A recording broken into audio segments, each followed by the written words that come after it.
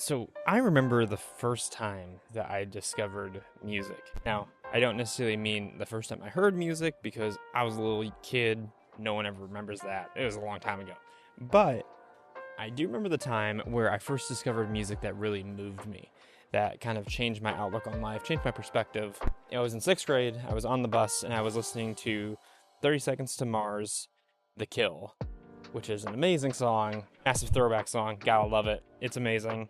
But it is kind of funny, like, I think we all have moments where we experience something that, like, moves us creatively more so than just, like, oh, that's good. It like, tugs at your heartstrings, and it's such a weird, abstract, metaphysical idea, because theoretically, like, are you moved because the music is good, or because it spoke to you, or because there's a message behind it that you relate to? You know, what exactly is the point that allowed you to feel that connection with that music?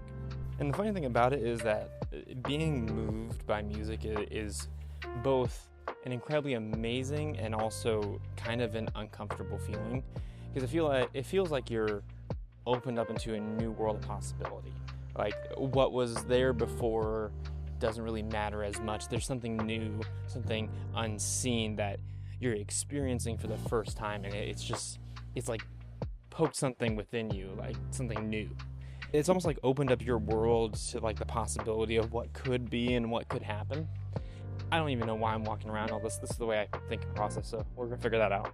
But I do think it's actually kind of funny that a lot of the biggest content in this day and a lot of the biggest content in this day and age isn't necessarily stuff that moves you intellectually or emotionally. It's a lot of fluff. And let me tell you, I love some good fluff. Love is Blind, amazing.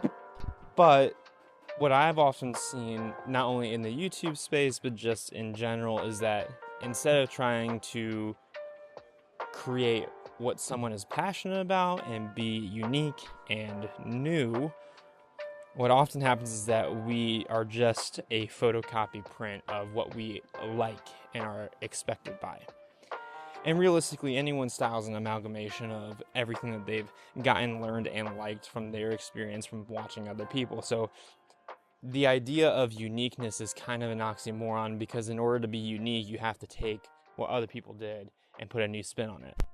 But I often think that we, as a society, are kind of shallow? Is that the right word? I don't even know. We don't seek out incredibly moving art usually because it is an emotional drain and it takes a lot out of us. It's not easy. But I think it's important to really seek this stuff out. I personally, for my own life, focusing less on taking things in and more on impacting other people. And this goes both in, like, the form of art, but also just practically as well.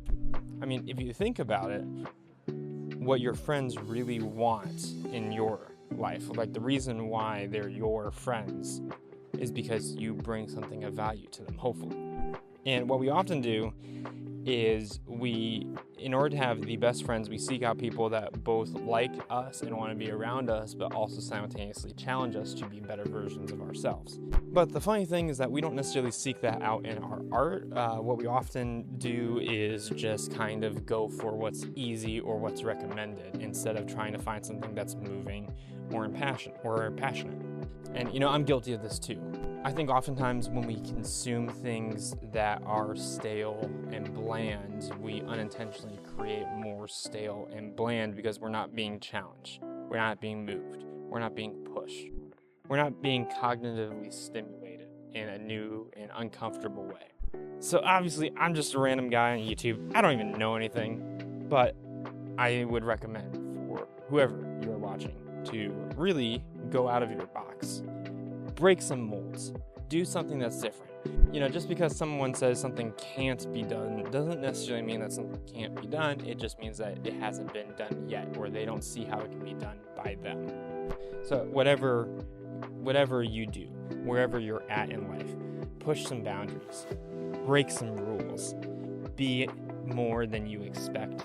Be creative. Don't just be conforming into some small mold that anyone can. This is actually like a motto or a challenge that I try to live by, and I don't succeed in the slightest, but I've often found that some of the best decisions that I've made, or some of the coolest pieces of art or content that I've created, is not because I'm trying to fit in someone's mold, but because I am trying to pursue something completely different than what other people expect. Hope that's encouragement to you.